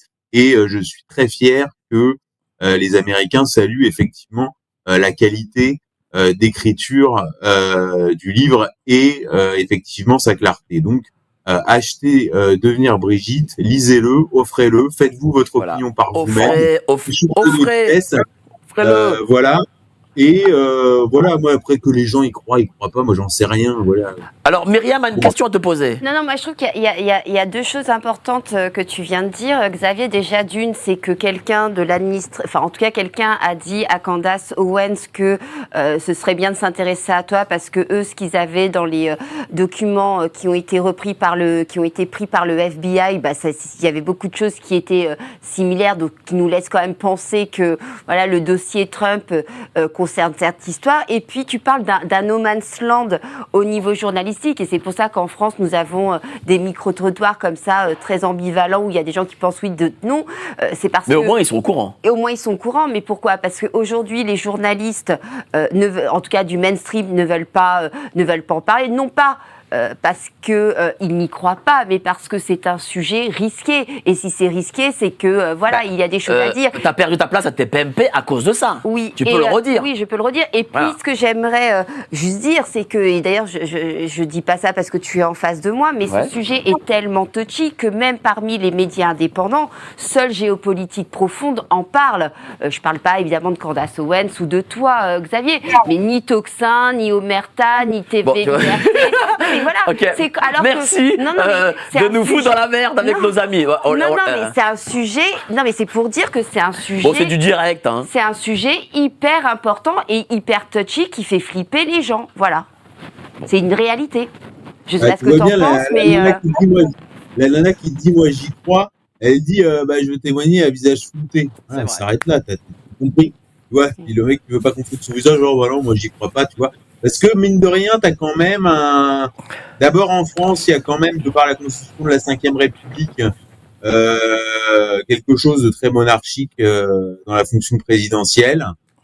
Ensuite, ils ont quand même fait passer le message qu'on pouvait pas y aller. Tu parles de ton cas personnel, Myriam, on peut aussi évoquer Natacha Polony. Bien sûr. Elle fait cette couverture. Ouais, je suis désolé, quand il y a l'article dans la lettre A, c'est écrit explicitement, Natacha Polony, ça a la rumeur qui inquiète l'Élysée. C'est-à-dire qu'en fait, l'article est là pour nous dégommer. Mais rien que d'avoir fait un bandeau en une, la rumeur qui inquiète l'Élysée, ça lui vaut sa place. Il y a un humoriste qui s'est fait virer de France 5, je sais plus lequel c'était, parce qu'il avait fait une vanne sur Brigitte. Voilà, je veux dire, les gens le savent, en fait. Et Zoé Sagan, en plus, c'est très violent parce que quand tu envoies Zoé Sagan, faut savoir, c'est Aurélien Poisson. C'est-à-dire qu'on n'est pas, en fait, dans la France gilet jaune, sociologiquement. On est dans les classes supérieures, ce qu'on appelle les classes intellectuelles supérieures. Hein, voilà, je vais pas faire le pédigré de sa famille, mais c'est ce qu'on appelle vraiment nettement les classes intellectuelles supérieures. Quand on envoie Bertrand Scholler 48 heures au trou au Bastion, Bertrand Scholler, il est galeriste, il me semble, dans le 6e arrondissement de Paris. Hein, donc dans sa galerie où il recevait en 2017 des gens comme Jacques Attali, André Berkoff. C'est pareil, on est dans les classes intellectuelles supérieures. Donc quand on met des gens qui sont des insiders à Paris, vous voyez, c'est pas des marginaux. Quand on met des gens comme ça 48 heures au trou, avec la violence que c'est, c'est-à-dire que tu te retrouves devant dans la même cellule qu'un Pakistanais qui a découpé un mec, alors que t'es galeriste à Paris, tu vois. Et ben les gens ils se chient dessus, c'est clair. Voilà, quand tu dis la nana qui trouve le truc Jean-Michel sur la photo de famille, bah aujourd'hui tu vois elle a un cancer. Alors les gens ils disent pas, tu vois, mais il y a quand même le doute. Tu te dis c'est marrant, elle a un cancer. Moi, je suis obligé moi, je suis débarqué d'un journal que j'ai porté pendant 9 ans, sans raison, puisque je l'ai porté de 3000 à 6000 abonnés. J'ai fait connaître le titre à l'international, donc officiellement, je suis débarqué quand même. Donc toi, t'es débarqué. Par un actionnaire qui quand même se veut très révolutionnaire et très revendicatif. Et puis même sur ce sujet-là, si je peux me permettre, ce monsieur baisse sa culotte pour pas citer son nom. Quelle méchanceté. Mais non, mais c'est vrai. On est courageux ou on est courageux jusqu'au bout. L'objectif c'est pas de taper sur les autres. Non mais c'est pas, mais il s'est fait débarquer quand même, Mike. D'accord. Il s'est fait débarquer. Très bien. Non mais il y a une on le pression. sait. De toute façon, voilà, ce que je veux dire, c'est qu'il y a une pression qui est maximale, qui aujourd'hui prend d'une proportion internationale, puisque voilà, l'affaire est couverte. De toute façon, je vais te dire, la question c'est pas est-ce que c'est vrai ou est-ce que c'est faux. La question c'est que c'est validé par les Américains et c'est validé par les Russes. Donc truc nuche sur le trottoir qui fait du micro-trottoir, quelque part on s'en fout. Validé par les KGB et par la CIA. Voilà. On voulait te montrer d'autres photos. On voulait te montrer 2 photos que une photo là de la classe. Est-ce qu'on peut la commenter? Tiens. Bah tu vois, c'est une photo de ce qu'on appelait la 9e. Ça doit correspondre à ce qu'on appelle le CE2 aujourd'hui. D'ailleurs, cette photo, elles sont assez drôles, les photos de classe, parce que moi, j'ai fait des tests. En fait, à chaque fois, je les montre aux gens et je dis, tiens, il est où Jean-Michel Trogneux? Donc, les gens connaissent pas forcément le dossier, hein. Compris dans mon entourage, on est assez éloigné. Et les gens reconnaissent immédiatement. Et en fait, c'est quand même très rare de reconnaître quelqu'un sur une photo de classe, quelqu'un qu'on est censé avoir jamais vu. Et vous pouvez faire le test autour de vous, vous montrez la photo, et les gens reconnaissent tous Jean-Michel Trogneux. Alors qu'ils sont censés n'avoir jamais vu Jean-Michel Trogneux. Pourquoi ils le reconnaissent? Parce que en fait, c'est un visage qui leur est familier et qu'il est inscrit dans leur rétine parce qu'ils l'ont déjà vu 150 fois en Coupe de Paris Match et puis c'est tout. Voilà. Donc là, on le voit au premier rang. D'ailleurs, cette photo est très intéressante parce que quand tu zoomes sur la tête du gamin, zoom sur la tête du gamin. On va zoomer sur la tête du gamin. Voilà. En fait, notre réal est à fond là aussi, lui. Il est à fond. Ah, il peut pas. En fait, bon, tant pis. C'est pas grave. Regarde, il y a un fichier que je t'ai envoyé. Il y a un fichier, c'est dans un zip qui s'appelle DENT. Voilà, DENT. Voilà. Donc, voilà. Si tu regardes dans ce fichier, il y a 3 images. Et ça, là, on va comprendre le niveau de la manipulation, de l'opération de Brigitte. Donc, en fait, sur cette photo-là, quand on zoome, on voit que le gamin, en fait, a les dents qui sont pas alignées. Or, sur la photo de famille, il a les dents alignées. Tiens, regarde, voilà. Voilà, regardez bien. Là, avant, elle avait les dents qui étaient, maintenant, elle a les dents alignées. Avant, elle avait les dents qui n'étaient pas alignées. Donc, regardez maintenant la photo de classe du gamin. Il n'a pas les dents alignées. Et maintenant, regardez la photo de famille. Donc, retouchée par Best Image. La photo de famille, non, reviens en arrière. Voilà. Et vous voyez qu'il a les dents alignées. Donc, en fait, quand ils ont donné la photo de famille à Virginie Linhart en 2018, pour les besoins du documentaire, et en fait, ils ont reproduit sur Jean-Michel Trogneux les opérations de chirurgie esthétique de Brigitte. C'est quand même une petite. Ah attends, tu le vois une fois que tu l'as vu. Ah bien sûr, là, on voit que ça. On ne voit que ça. Alignées, elles sont alignées. Donc en fait, et remets la photo où tu vois les 2 photos de Brigitte avant et après l'opération des dents. Tu vois, là tu vois bien qu'elle a les cheveux comme là sur la vieille photo, elle a les dents comme le gamin sur le cas. Donc en fait, d'ailleurs, ça c'est un élément qui est très paradoxal, c'est que Natacha Rek, avec tous les documents d'être des faux, en fait, le seul document dont il est avéré dans l'affaire que c'est un faux, c'est le document sur lequel elle s'appuyait pour sa thèse, c'est-à-dire la photo de famille. Et en fait, sur la photo de famille, en fait, ils ont mis sur Jean-Michel. Ils ont faut être dingue pour faire ça. Je sais pas qui a fait ça, si c'est Michel Marchand pour faire chier Brigitte ou si c'est Brigitte par coquetterie. Ils ont reproduit les opérations de chirurgie esthétique de Brigitte sur le visage du gamin. Et c'est pour ça que le gamin a les dents alignées sur la photo de famille. C'est quand même hallucinant, quoi. Dis-moi, on va parler d'une autre photo. On va parler d'une autre photo, c'est celle des 18 ans. C'est-à-dire qu'il y a Brigitte et son acolyte à côté. Voilà, celui-là. Il venait d'avoir 18 ans. Voilà, celui-là. Comme Ouais. la chanson Alors, de Dalida. dis-moi, si tu pouvais le commenter un peu. Alors ça, c'est une photo qu'on a eu beaucoup de mal à obtenir. Donc en fait, si tu veux, moi, en fait, j'ai toujours, pendant mon enquête, j'ai toujours visé. En fait, d'ailleurs, les photos de classe, je les ai récupérées. D'ailleurs, j'ai fait une procédure contre la Providence, donc l'établissement où était scolarisé Jean-Michel Trogneux, donc contre les jésuites, que j'ai remporté. Et les jésuites se sont pliés à la décision. Et ils pouvaient pas, à mon avis, ne pas donner les photos, puisqu'ils avaient donné les photos de Ruffin, ils avaient donné les photos de Macron, les photos de Brigitte, ils avaient donné toutes les photos de tout le monde à tous les journalistes. Donc sur Jean-Michel Trogneux, ils sont pliés à l'avis de la CADA. Et ensuite, moi, j'avais quand même ma piste prioritaire, c'était le service militaire. C'est-à-dire, le truc, c'est définitif, quoi. Est-ce que Brigitte a fait son service militaire ou pas? Et donc j'ai fait essayé de récupérer les documents. Et donc en fait, dans les documents relatifs au service militaire, c'est comme ça qu'on a ouvert la piste algérienne. Parce qu'en fait, c'est le moment où Jean Trogneux, le père, déclare Jean-Michel pour le recensement de la classe 65, donc en 1963, 2 ans avant, quand il a 18 ans. Et c'est là qu'on trouve la piste algérienne. Et la piste algérienne, je me dis tout de suite, je vais pas aller en Algérie, je vais pas envoyer des gens faire des recherches dans les archives en Algérie. Le peu que j'en ai vu, en plus, bon, les Algériens sont pas des grands archivistes, c'est un doux euphémisme. Donc en fait, je vais mettre cette piste sur la table via Morad El Attab, et donc j'avais mis Morad El Attab dans la confidence, et en fait, on avait organisé la médiatisation de cette piste dans une vidéo de Morad El Attab chez Amandine Roy. Et donc comme ça, j'avais lancé le truc, et je me dirais, comme ça, on jette une bouteille à la mer, et si ça rebondit en Algérie, bah ça rebondira en Algérie. On a eu d'ailleurs certaines réponses ensuite.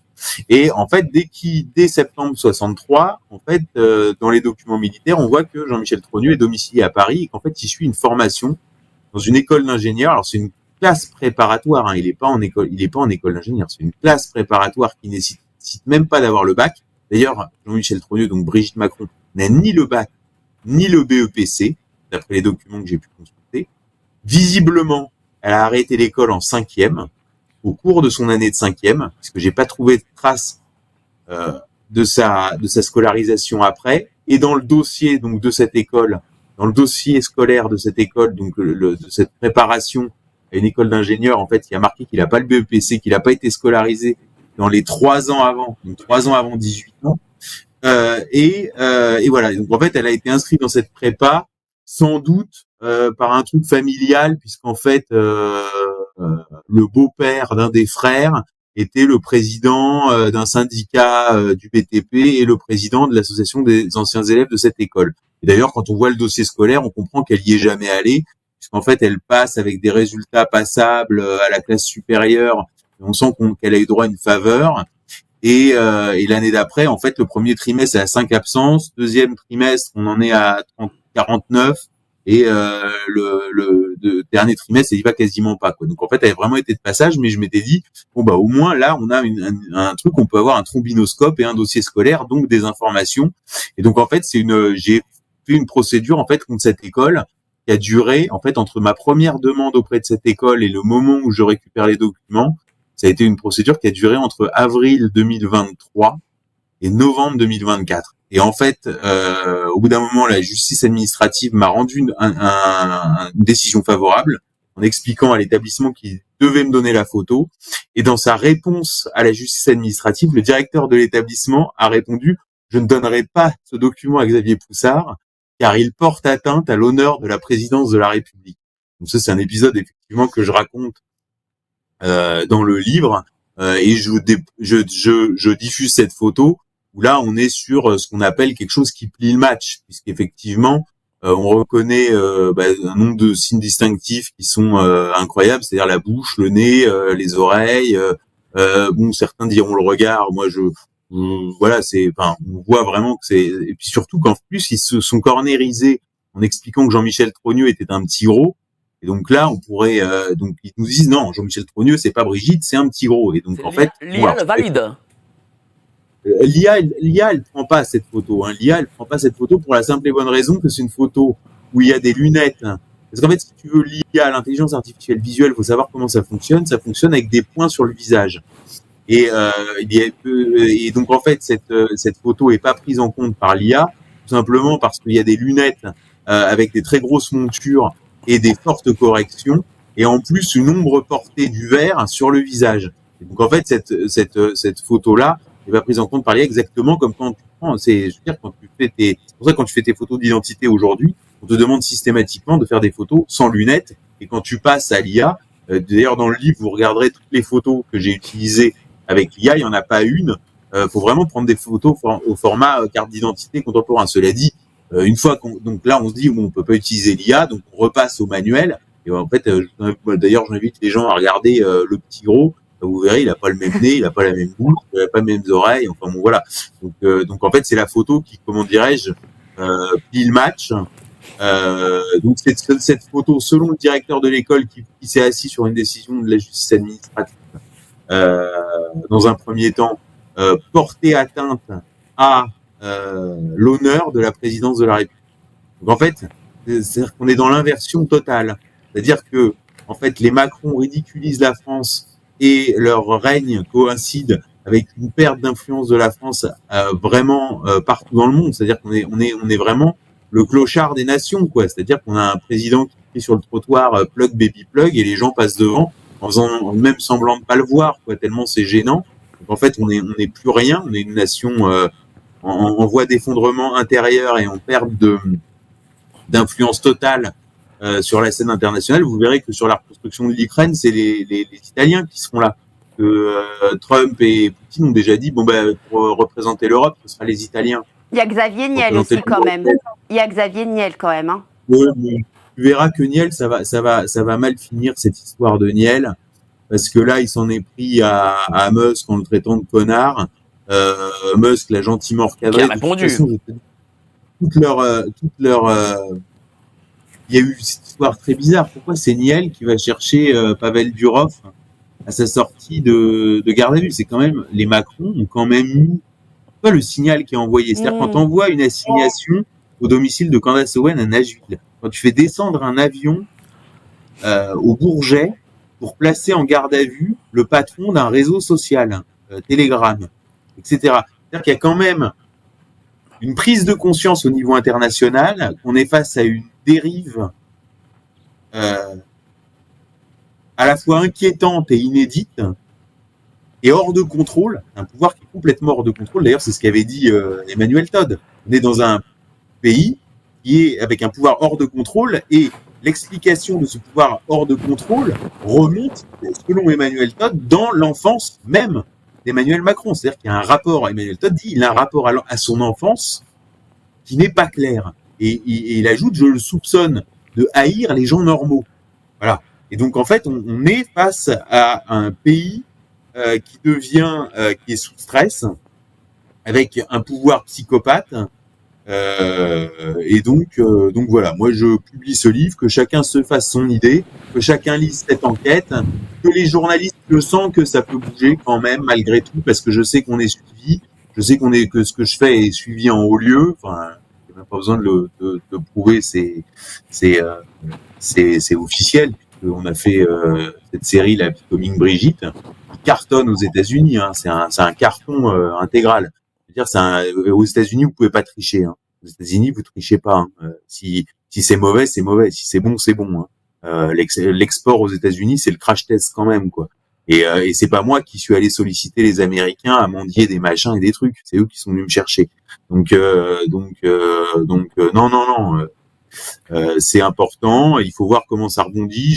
Moi, je vais faire quand même des services presse pour voir si au niveau des médias mainstream, il y a moyen d'enfoncer quelques portes. Et puis, effectivement, de créer, ça a toujours été mon objectif depuis le début, de créer les conditions d'une ouverture de la boîte de Pandore dans le champ médiatico-judiciaire institutionnel, puisqu'on est quand même sur un parcours qui ressemble de plus en plus au code pénal. Hein. C'est-à-dire qu'on a quand même quelque chose qui s'apparente à un détournement de mineur, puisque c'est une rencontre dans un cadre scolaire Donc même si qu'ils aient couché ou pas couché, c'est pas la question. Hein. Je veux dire, elle le rencontre, il a 14 ans, et ensuite, quand il arrive à Paris, c'est en fin de première. Donc en fait, on reste sur la on a une dernière question de Mariam. D'ailleurs, tu me confirmes que jusqu'aux 48 ans révolus de Emmanuel Macron, Brigitte peut être condamnée. Voilà. Alors en fait, le point de droit, c'est celui-là. Moi, je suis pas juriste, donc je voudrais pas dire de bêtises, mais en fait, il faut savoir que selon la loi SCIAPA, la prescription, c'est 30 ans après la majorité du mineur. Donc le mineur, en l'occurrence, c'est Emmanuel Macron. Emmanuel Macron est né le 21 décembre 1977.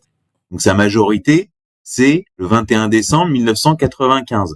Donc 30 ans après la majorité du mineur, ça nous mène au 21 décembre 2025. Donc là, je dis que la justice pourrait quand même avoir une belle occasion de prouver son indépendance. Deuxième chose, il faut quand même savoir que ce fait-là se produit dans le cadre de ce qu'on appelle une usurpation d'identité. Or, dans l'usurpation d'identité, c'est comme dans le détournement de mineurs, la notion de consentement n'existe pas. Hein, si vous roulez avec le permis de conduire de votre pote et que vous faites choper, donc c'est une usurpation d'identité, vous pouvez pas dire « Ah bah oui, mais il était consentant ». Ça n'existe pas, ça. Donc dans l'usurpation d'identité, puisque c'est un frère qui usurpe l'identité de sa sœur, puisqu'il se fait connaître dans des fonctions d'enseignant, et puis aujourd'hui dans des fonctions face aux Français, avec l'identité civile de naissance de sa sœur. Donc c'est une usurpation d'identité qui est une usurpation d'identité continue, hein, puisque c'est 6 ans l'usurpation d'identité, mais là c'est une usurpation d'identité continue, puisque ça dure encore jusqu'à aujourd'hui. Donc ça, cette usurpation d'identité continue, faut savoir qu'elle comporte plusieurs circonstances aggravantes, dont le divorce avec André Ozière, mais surtout le mariage avec Emmanuel Macron, puisque dans une usurpation d'identité conclure un mariage, c'est considéré comme une circonstance aggravante qui peut s'apparenter à une fraude et à un faux et à usage de faux. Donc il faut savoir que la présidence de la République aujourd'hui en France, vis-à-vis je dirais, du droit, c'est quand même quelque chose qui existe, le droit, on peut pas s'asseoir sur le droit, est complètement illégal, et son exercice du pouvoir, c'est-à-dire activer le cabinet militaire de la présidence de la République pour engager des poursuites judiciaires, c'est aussi complètement illégal. Donc tout est absolument illégal, et c'est moi qui ne fais juste que de constater des faits et d'analyser des documents et de demander des documents qui suis obligé aujourd'hui de vivre en exil et de partir aux États-Unis avec mon dossier pour pouvoir simplement écrire un livre. Voilà. On en est là en France. C'est fou ce qu'est devenu la France. Hein. En tout cas, merci à toi, mon Xavier. Merci vraiment. Ton livre en français, Devenir Brigitte, je crois qu'il est sur Book Édition, c'est ça? Alors, il va être en français, il sera sur Book Édition, mais on attend la validation parce que j'ai quand même rendu les 2 manuscrits. Alors, vraiment, tu aurais dû être validé mardi, hein, je précise. Non, mais vous avez, en fait, vous avez surtout quand même, voilà, alors, déjà, mais vous avez surtout la différence entre le système administratif français et le système administratif américain. Je signale que ça fait 10 jours qu'il est en vente aux États-Unis, c'est-à-dire qu'en France, c'est dans la journée, c'est validé, vous avez votre numéro d'ISBN, machin. En France, on vous dit, ah bah, il y a tant de jours ouvrés pour, je sais pas quoi, le fameux concept des jours ouvrés, hein. Si en plus vous tombez au mois de mai, 5 jours ouvrés, ça peut être 3 semaines. Donc en fait, c'est ça. Vous pouvez toujours vous le procurer en précommande, il sera livré sous très peu, mais sur xavierpoussard.com. Vous pouvez me retrouver sur X également, mon compte X Xavier Poussard, où il y a le lien xavierpoussard.com, et commander Devenir Brigitte, donc toute l'enquête en français, l'enquête qui fait bouger les lignes et qui fait trembler l'Élysée. Voilà. Tu sais quoi, mon Xavier ? On a battu le record sur l'ensemble de nos réseaux sociaux. Vous étiez 35 000 en direct sur l'ensemble de nos réseaux, dont 19 500 sur YouTube. C'est hallucinant. Voilà, 35 500 sur l'ensemble de nos réseaux sociaux. Voilà, continuez à partager à fond. Tiens, un petit mot. Mike, juste je précise un truc. D'ailleurs, c'est aussi ça que j'ai continué cette enquête. Et ça, je tiens à le dire au public, c'est aussi à cause de ce soutien populaire sur ce dossier, et je pense que sans ce soutien populaire des Français, les Français, comme chacun sait, sont un peuple de lions dirigé par des ânes, et ben sans le soutien populaire de ce peuple de grognards, ce peuple de lions, je n'aurais pas sans doute pas poursuivi cette enquête. Donc merci merci à tous. Bravo à toi, cher Xavier. Évidemment, on salue Amandine Roy, on salue Natacha Ray, on salue Candace Owen, on salue tous ceux qui ont travaillé sur cette affaire. Un dernier mot, Myriam. Je crois qu'aujourd'hui, ce soir, on a vécu une émission assez historique. Donc, je voulais vraiment saluer le courage de Xavier. Bravo à toi. Tu es un journaliste hors pair. Et puis surtout, aussi, bravo à Géopolitique Profonde qui a les coronesses de parler de cette histoire. Voilà. Merci à toi, chère Myriam. Merci à vous d'avoir été si nombreux. Abonnez-vous à la chaîne YouTube et partagez à fond. Partagez à fond. Il faut que cette affaire soit connue de tous. Même si TF1, France Télé et tout n'en parleront pas. Donc abonnez-vous et partagez à fond. Vous pouvez même la reprendre, la vidéo, mettez sur vos 10, j'en sais rien. Mais en tout cas, faites connaître l'affaire. N'oubliez pas, adhérez au club Géopolitique Profonde. Vous cliquez sur le lien ci-dessous. 7 jours d'essai gratuit. Et puis, grande soirée du 1er mars. Voilà, on arrête je crois dans moins de 48 heures les inscriptions. Je crois que c'est ça, ouais. Donc, du coup, venez, inscrivez-vous vite. On m'a dit que le lien ne marchait plus, mais si, le lien marche. Donc, vous cliquez sur le lien, vous vous inscrivez et vous venez nombreux. Vous aurez Myriam, vous aurez, voilà, tous ces gens qui sont là, des médias alternatifs qui sont affichés. Vous aurez en plus de la musique, de la chanson, du cinéma aussi. On va mettre Laurent Firode et ses petites capsules. Vous aurez, voilà, tous ceux que vous aimez seront ici présents le 1er mars à Paris, dans le 9e arrondissement. Merci à toi, cher Xavier, de nous avoir apporté cet exclu. Merci beaucoup. Je te souhaite le plus grand des succès, mon Xavier.